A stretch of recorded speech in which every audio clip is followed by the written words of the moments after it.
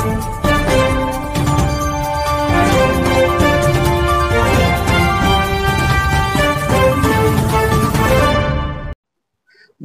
Maharashtra news 24 live मध्ये मी विनोद कुमार आपलं सहर्ष स्वागत करीत आहो। आज नवीन मुद्द्यासह मी आपणाला घेऊन आलो आहे प्रगतीनगर शिक्षक कॉलनी कारंजा येथे। आज आपल्या सोबत जुळलेले आहे ॲडव्होकेट रवी रामटेके। नमस्कार साहेब। नमस्कार। आणि यांच्याकडून आपण जाणून घेणार आहोत प्रशिक बँकेविषयी। आता तुम्हाला प्रश्न पडला असेल प्रशिक बँकेविषयी का? प्रशिक बँकेचे हे अध्यक्ष आहेत आणि आपण यांच्या अध्यक्षेची कारकीर्द आणि झालेला विकास प्रशिक बँकेचा आहे तुम्हाला की आपण वकिली क्षेत्रात आहात बरं, आणि वकिली क्षेत्र आणि बँकेचा दूरदूरचा संबंध असतो, जवळचा काही संबंध नाही। तर आपण अध्यक्ष कसे झालात याबद्दल सांगू शकाल? सर, मी या संस्थेशी 2008 पासून जुडलेला आहे।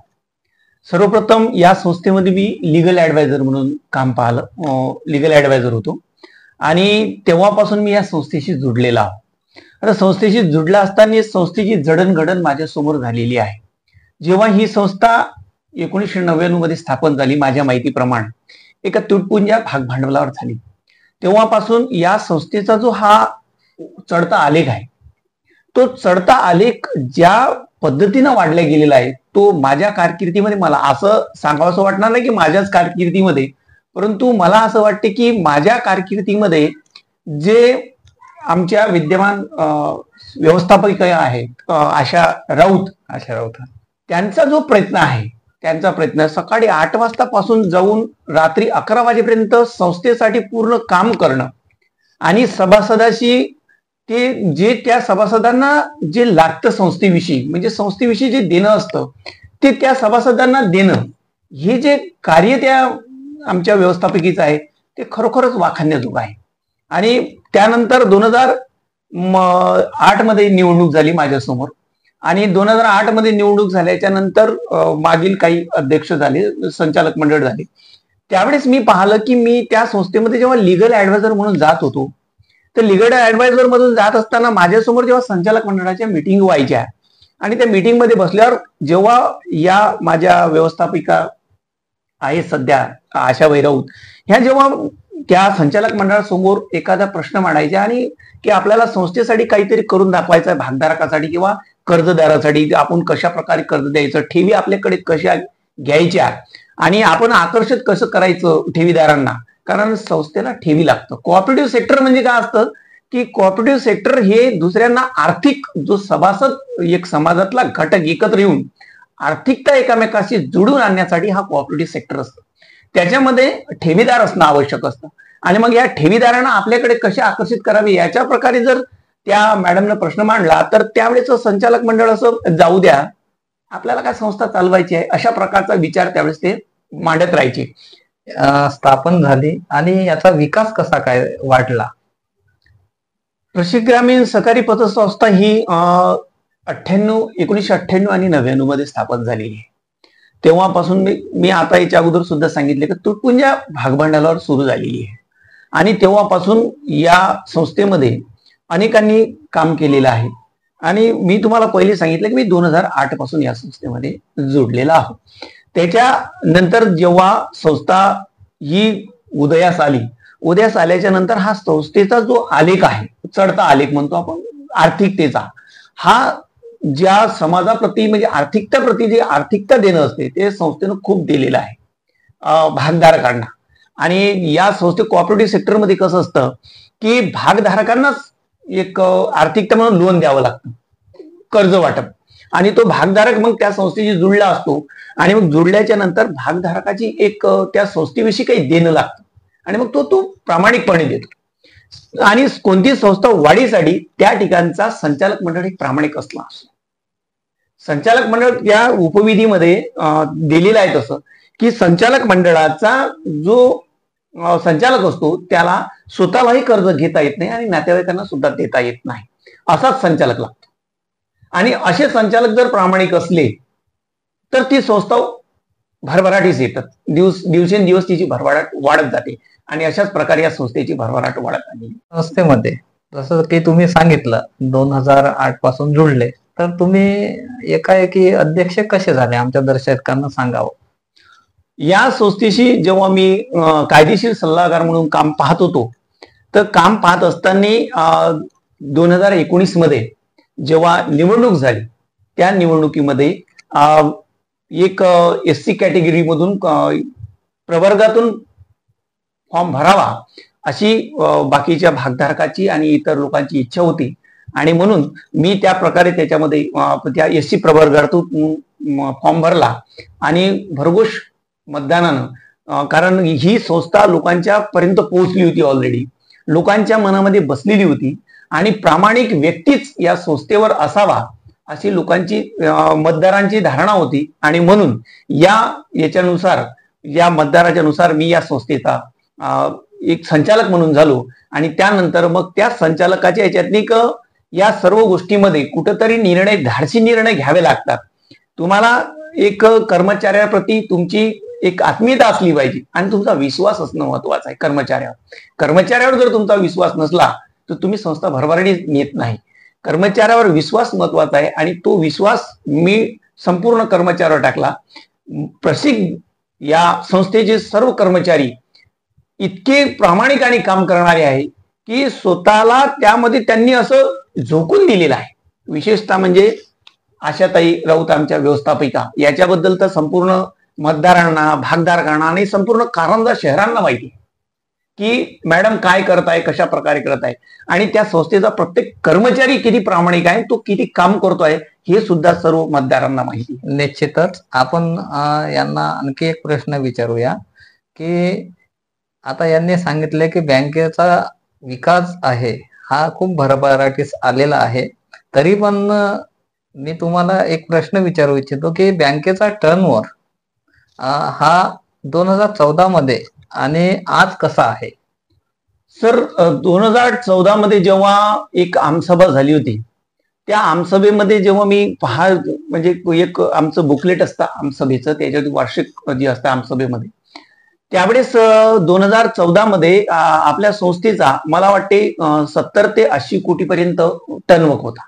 2014च्या दरम्यान 80 कोटी कोटीचा टर्नवर्क होता, आणि तो टर्नवर्क होता. आणि त्यावेळेस भाग भांडवल मला वाटतं 50 लाखापर्यंत ठेवी होत्या, 50 लाखापर्यंत, आणि सभासद मला वाटतं ज्यावेळेस 1100 ते काहीतरी त्यावेळेसचे होते. आताचा काळ जो आहे, या काळात आज आपल्याकडे 60 कोटी रुपये ठेवी आहेत. 60 कोटी रुपयाच्या ठेवी आहेत आणि आपला हजाराच्या जवळजवळ म्हणजे 900च्या वर टर्नवर्क आहे. अर्थात म्हणजे 2014 मध्ये किती कोटी होते? 70 ते 80 कोटी रुपयाचा 70 ते 80 कोटी होते. आणि 2025 मध्ये आता किती टर्न? आता 900 कोटी रुपयाचा टर्नवर्क आहे. 900 कोटी रुपयाचा टर्नओव्हर असलेली ही बँक आज प्रगतीपथावर आहे आणि त्यांचे अध्यक्षाची आपण इथे माझा तुम्हाला प्रश्न राहील की आपण निवडून आले तर जाहीरनामा कसा लागू कराल. आणि त्याच्या अगोदर मी एक तुम्हाला विचारू इच्छितो की आपण प्रशिक बँकेचे ऍडवायझर राहिलात आहात, अध्यक्ष सुद्धा राहिलात आहात, याच्या पहिलेही निवडणुका आपण लढून बसला आहात. बरोबर. तर या वेळेच्या निवडणुकीमध्ये काय मागच्या निवडणुकीमध्ये जेव्हा जाहीरनामा प्रसिद्ध झाला त्यावेळेस आपण एक ठरवलं की वेअरहाऊस असणं आवश्यक आहे कास्तकारांसाठी. शेतकऱ्यांचा जो माल आहे त्यांना एक पावसामुळं किंवा ते वेळेवर त्यांना भाव मिळत नाही, अशासाठी त्यांना ते साठवणुकीसाठी वेअरहाऊस असावं या उद्देशानं मागच्या वेळेस जाहीरनामा काढला होता आणि तो जाहीरनामा आम्ही पूर्ण केला. वेअरहाऊस बांधलेला आहे 5000 स्क्वेअर फूटचं, आणि त्यामध्ये संपूर्ण कारंजा तहसीलमधील धनज विभाग असो की उंबरडा बाजार असो की पोहा विभाग असो, या सर्व विभागातील शेतकऱ्यांनी मागच्या वेळेस जाहीरनामा काढला होता आणि तो जाहीरनामा आम्ही पूर्ण केला. वेअरहाऊस बांधलेला आहे 5000 स्क्वेअर फूटचं, आणि त्यामध्ये संपूर्ण कारंजा तहसीलमधील धनज विभाग असो की उंबरडा बाजार असो की पोहा विभाग असो, या सर्व विभागातील शेतकऱ्यांनी आपला माल त्या ठिकाणी साठवणूक ठेवलेला आहे. त्या माध्यमातून कास्तकारांनाही फायदा झाला आणि संस्थेला सुद्धा त्या माध्यमातून फायदा झालेला आहे. संस्थेचा उद्देशच तो आहे की संस्थेचा मूळ उद्देश हा आहे की जो कास्तकार आहे, शेतकरी आहे या विभागातला, त्यांना आपण कर्ज पुरवठा करावा आणि शेतकऱ्यांसाठी आर्थिक सहाय्य द्यावं आणि त्यांच्या अडीअडचणी जाणून घ्यावा, हाच मेन उद्देश या संस्थेचा आम्ही 2019च्या त्या जाहीरनाम्यामध्ये ठेवला होता. आता याच्यानुसार काही त्यानंतर आम्ही की शेतकऱ्यांना बीज उत्पादन म्हणजे बीज चांगल्या प्रकारे मिळावं, कारण अनेक कंपन्यापासून शेतकरी फसले जातात, त्यांना चांगलं बियाणं येत नाही. आपण पाहतो आहोत की काही शेतकरी बियाणं पेरून देतात आणि ते उगवतच नाही.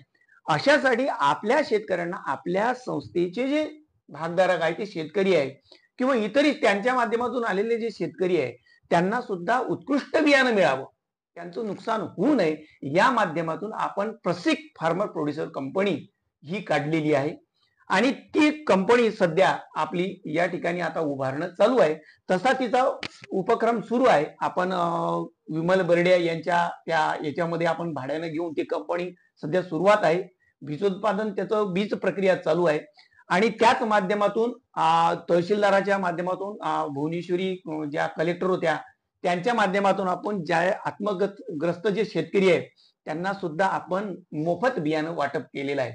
कारण शेतकरी हा मेन उद्देश आहे आपला. शेतकरी आपला कणा आहे भारताचा आणि म्हणून शेतकऱ्यांना आपली संस्था काय देऊ शकते, म्हणून या माध्यमातून संचालक मंडळांना हा घेतलेला निर्णय आणि या निर्णयाच्या मागं म्हणजे जे काही स्वप्न असेल ते संकल्प असेल, तो संकल्प आहे तो आशाताई राऊत यांचा. हा संकल्प त्यांनी जेव्हा मांडला संचालक मंडळाच्या सभेमध्ये त्यावेळेस मला खरोखरच वाटलं की या व्यक्तीमध्ये काहीतरी असं समाजासाठी आणि त्या भागधारकासाठी संस्थेसाठी काहीतरी देणं आहे आणि काहीतरी त्यांच्या संकल्प जो आहे तो खरोखरच तो उत्कृष्ट आहे, तो द्यावाच असं त्यांना वाटतं. म्हणून सर्व संचालक मंडळांना टाळ्या वाजून आम्ही त्यांचं स्वागत केलं आणि खरोखर हा उपक्रम खूप चांगला आहे.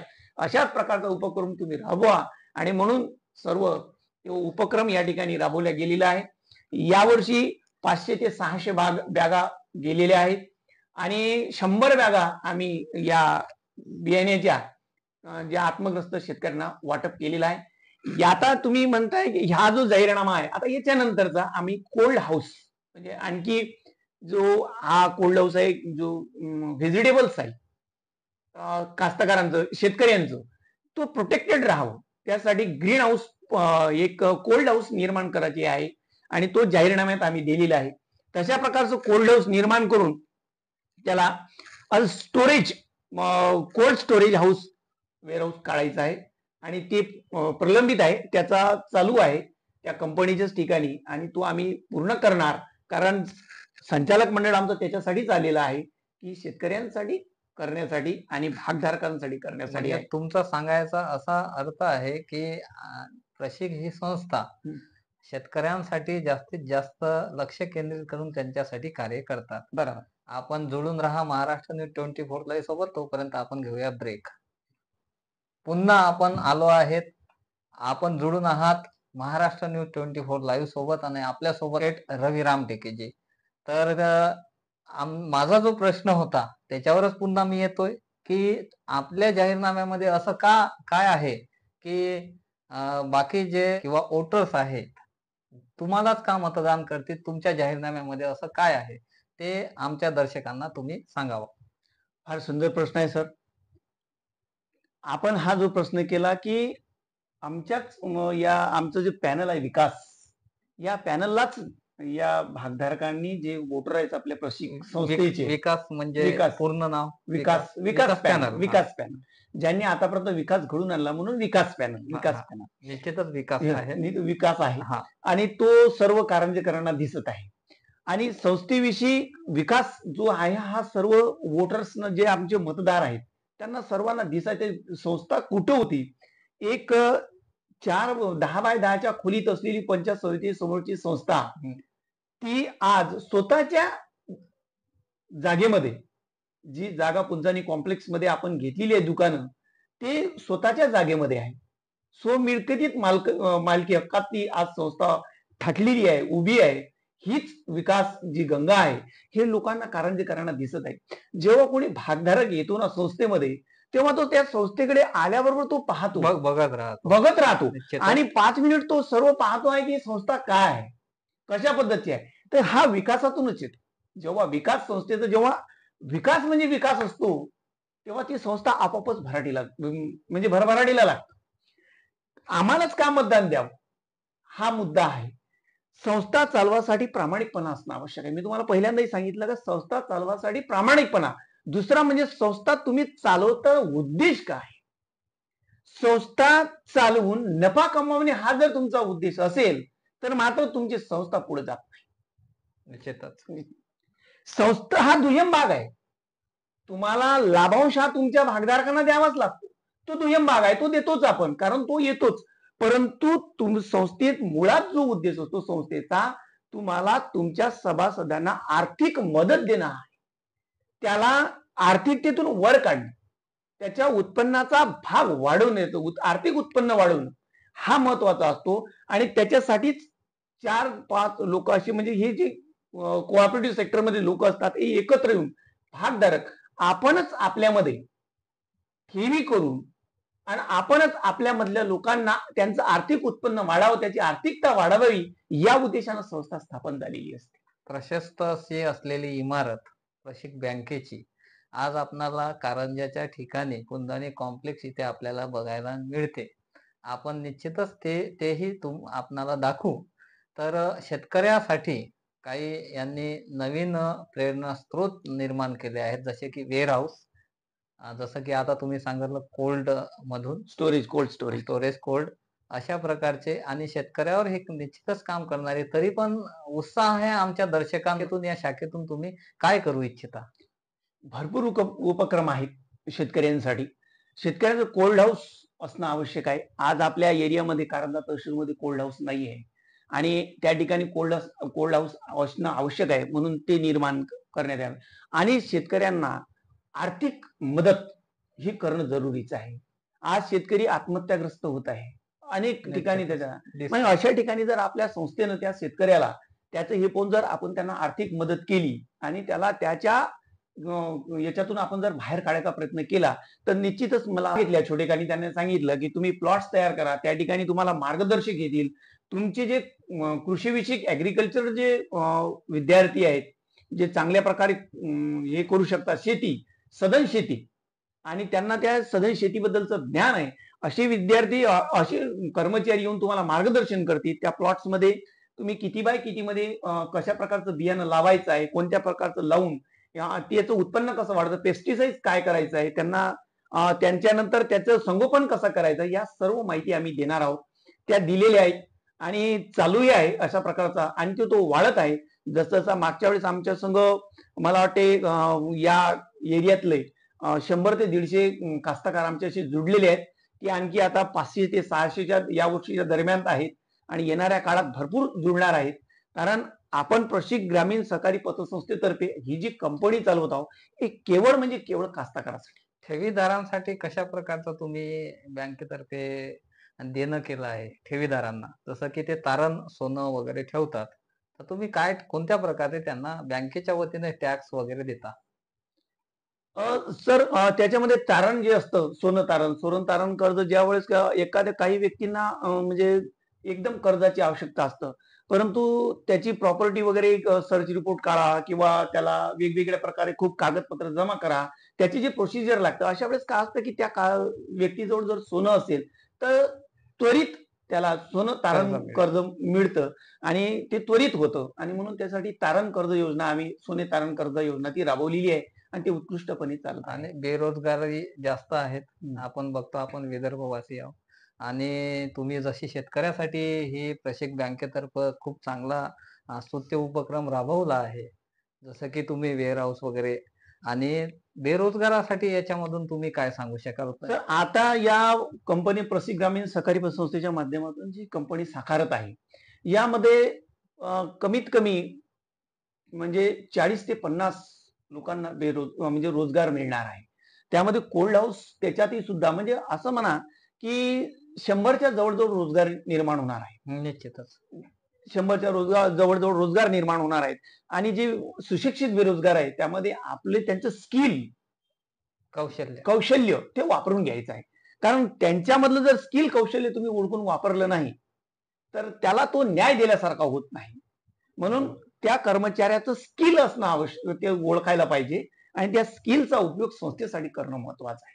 रविराम टेके, आमचा हा प्रश्न राहील आपणाला की आता तुम्ही सांगितलं 14 पासून 9 साली याचं स्थापना झाली आणि 1999 1999 साली याची स्थापना झाली आणि 14 पासून याचा विकास झाला. तुम्ही म्हणता जसं की आजपर्यंत जो 14 पासून जो इकडे विकासाची गंगा वाहिली, याचं निश्चित श्रेय तुम्ही कोणाला देसाल? सर, या संस्थेसाठी ज्यांनी ज्यांनी काम केलेलं आहे, म्हणजे सर्वतोप्रथम तर आपल्याला त्या ठेवीदाराशी, म्हणजे ज्यांनी विश्वास दाखवला, संचालक मंडळाला विश्वास दाखवणं महत्वाचं असतं. आणि तो विश्वास दाखवला, कारण प्रत्येकाच्या ज्या ठेवी असतात त्याची जी कमाई असते ते कोणातरी जवळ सुपूर्द करून ती चांगली राहिली पाहिजे, ती सुरक्षित राहिली पाहिजे, आणि मग ती कोणाजवळ द्यावी याच्यासाठी प्रामाणिकपणा असणं आवश्यक आहे. आणि तो प्रामाणिकपणा तो आमच्या संचालक मंडळामध्ये आहे. राऊत साहेब आहे, PM भगत साहेब आहे, गुलाबराव साटोडे आहे, उपाध्यक्ष आकाश करे आहे, म्हणजे आशिष बंड आहे, सुनीता उके आहेत. आताच आमच्या गावंडीताई एक्सपायर झाल्या, त्यांचं योगदान आहे भरपूर, तर त्या सुद्धा आहेत. तर या सर्व संचालक मंडळाच्या याच्यातनी प्रामाणिकपणा, आणि विशेष म्हणजे तिथं काम करणारे कर्मचारी, सर्वच कर्मचारी, आणि दैनिक अल्पबचत प्रतिनिधी अशरफ भाई आहेत, अनेक आहेत, ज्यांचे आता मला काही लोकांचे नाव आठवत नाही, जसं इराणी, अशफाक इराणी, ढोले आहेत कर्मचारी, त्याच्यानंतर ते नेमाने आहे, कवडे आहे, म्हणजे कर्मचारी जे आहेत तिथले, आणि दैनिक अल्पबचत कर्मचारी, या सर्वांचं योगदान आहे. आणि या सर्वांना मॉनिटराईज करते, या कर्मचाऱ्यांना जे दैनिक दैनिक अल्प बचत म्हणजे चालवतात प्रतिनिधी ते, आणि हे कर्मचारी लोक जे आहेत, या सर्वांना मॉनिटराईज जे करणारे आहेत ते म्हणजे आशाताई राऊत. यांना हे मॉनिटराईज करतात सर्व यांना. आणि मग या सर्व गोष्टी म्हणजे असं म्हणा की एक प्रशिक्षक संस्था, असं म्हणा की ही एक रेल्वे आहे, विकासाची रेल्वे, आर्थिक विकासाची रेल्वे कारंजेकरांसाठी धावून आलेली, असं म्हटलं तरी मला वावं वाटणार नाही. आणि या रेल्वेचे वेको पायलट जर म्हटलं तर ते आशाताई राऊत आहे. ते इंजिन चालवल्यासारखं काम करतात. आणि यामध्ये सर्व दैनिक अल्पबचत प्रतिनिधी, संस्थेचे कर्मचारी, हे सर्व आहे. आणि तुम्हाला आता तुम्ही या बाबतीत जेव्हा संचालक मंडळाची मीटिंग होतं ना, त्यावेळेस आमच्या संचालक मंडळाच्या मीटिंगमध्ये जेव्हा आशाताई राऊत असा एखादा ठराव आमच्या समोर, सहकारी पतसंस्था ही जी आर्थिक विकासाची गंगा कारंजातील या तहसील व कारंजा तहसील मधल्या सर्व भागधारकांसाठी जी घेऊन आलेली आहे, या विकास गंगेच्या ज्या वेको पायलट, आता मी तुम्हाला सांगितलं की एक वेको पायलट असतात, ते इंजिन चालवणारे, आर्थिक विकासाची ही एक रेल्वे आहे. आणि त्या विकासाच्या रेल्वेच्या ज्या इंजिन चालवतात त्या म्हणजे आशाताई राऊत आहे. त्यांच्या माध्यमातून जेव्हा मी आताही सांगितलं की तुम्हाला संचालक मंडळाच्या मीटिंग मध्ये जेव्हा आशाताई आमच्या समोर एखादा ठराव ठेवतात, अशा प्रकारे जर आपण ठराव ठेवला, तर अशा प्रकारे जर संस्थेच्या माध्यमातून त्यांच्या मनामध्ये अनेक कल्पना येतात, अनेक लोकांच्या कल्पना जेव्हा त्यांच्यासोबत असं की मॅडम अशा प्रकारचं काही करता येतं का, आणि मग त्या आमच्या समोर मांडतात की संस्थेच्या माध्यमातून आपण कास्तकारांना अशा प्रकारे आर्थिक सहाय्य करू शकतो का, असा प्रश्न जेव्हा ते आमच्यासमोर मांडतात, ते खरोखरच ऐकावंच वाटतं की यांच्या डोक्यामध्ये आणखी या आपल्या भागधारकांसाठी काहीतरी नवीन नवीन उपक्रम आहेत, निश्चितच राबवले पाहिजे. यांनी सांगितलं की त्यांना कल्पना सुचते. निश्चितच आपण सोशल मीडियाद्वारे किंवा काही बातम्यांद्वारे भीम जयंतीचं एक तैलचित्र असं तांदळाच्या याच्यावर काढलेलं होतं, ते खूप गाजलं जगभर, आणि त्या संदर्भातने आपण दर्शकांना काही सांगू इच्छित? त्यांनी जो संकल्प मांडला संचालक मंडळासमोर की यावेळीची जी जयंती आहे बाबासाहेब आंबेडकरांची, ती या माध्यमातून व्हावी, आणि याच्यासाठी जे परतूरकर आहेत, पातुरकर, आणि हा खूप कौशल्यवान व्यक्ती आहे.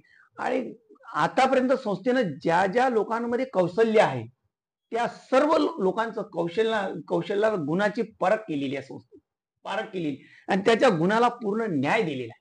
तशाच प्रकारे या पातुरकरला न्याय द्यायचा होता संस्थेच्या माध्यमातून. आणि पातुरकरनं ज्यावेळेस संस्थेमध्ये हा मॅडम समोर प्रश्न मांडला की मॅडम यावर्षीची जयंती चांगली आहे आणि यावर्षी जयंती संपूर्ण जगभर बाबासाहेबांची असावी आणि मी तांदळाची प्रतिमा साकारतो आहे आणि ती तुम्हाला साकारून देईल. आणि मग ती मॅडमने त्यावेळेस तो संकल्प आमच्या समोर मांडला. तर खरोखरच आम्ही आनंदित झालो की बाबासाहेब आंबेडकरांची ज्या महामानवानं या देशालाच काय भारतरत्न हे तो सोडाच, या देशाला राज्यघटना तो सोडा, संपूर्ण जगाला एक ज्ञानाची गंगा कशी असते, ज्ञान कसं असतं आणि ते कसं आत्मसात केलं जातं आणि ते शिकता कसं येतं, एखाद्या मला इच्छा असल्यानं जमत नाही. म्हणजे माझ्या मते एक गोष्ट साकारायची त्याची इच्छा आहे, इच्छा असणं जमत नाही, त्याच्यासाठी प्रबळ इच्छा लागते आणि त्या प्रबळ इच्छेपोटी तुम्हाला तुमचं फुल डिव्होटेशन द्यावं लागतं. निश्चितच भीम जयंतीच्या दरम्यान काढलेलं जे तांदळाचं तैलचित्र होतं, तर वर्ल्ड रेकॉर्ड त्याचा झाला. तर त्याचा काही कार्यक्रम आपण ठेवलेला होता. त्या ठिकाणी प्रशिक ग्रामीण सहकारी पतसंस्थेचा राबवल्या गेला. त्यामध्ये त्या पातुरकर आणि त्याचा भावाचा मुलगा हा ते 10 ते 12 वर्षाचाच आहे, तो खूप लहान आहे, 5व्या का 6व्या वर्गात आहे तो. त्या दोघा जणांनी तो उपक्रम राबवला, तैलचित्र निर्माण केलं. त्यामध्ये 3 क्विंटल तांदळाचं 3 क्विंटल तांदूळ लागले आणि ते नंतर ते तांदूळ एकत्र करून ते वाटून देण्यात सुद्धा आलेले आहे. आणि हा उपक्रम राबवत असताना याच्यामध्ये हे जागतिक उपक्रम म्हणजे त्याची नोंद झाली, अशा प्रकारचं तैलचित्र निर्माण होऊन आणि संपूर्ण तो पूर्ण जगामध्ये त्याची वाहवा झाली त्या तैलचित्राची. अशा प्रकारे तैलचित्र निर्माण करता येतं आणि म्हणून त्या माध्यमातून संस्थेला पुरस्कार सुद्धा प्राप्त झालेला आहे.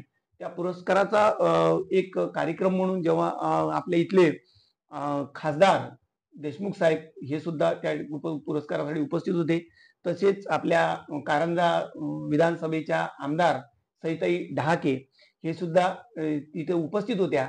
त्यांच्या माध्यमातून आम्हाला तो पुरस्कार वितरित करण्यात आला, त्याचं वितरण झालं आणि वितरण झालं त्यांनी सुद्धा त्या ठिकाणी पाहिल्यावर की अशा प्रकारचं तैलचित्रामुळे असा उपक्रम गाजवून पुरस्कार या संस्थेनं प्राप्त केलेला आहे आणि हे वाखाणण्याजोगं संस्थेचं काम आहे.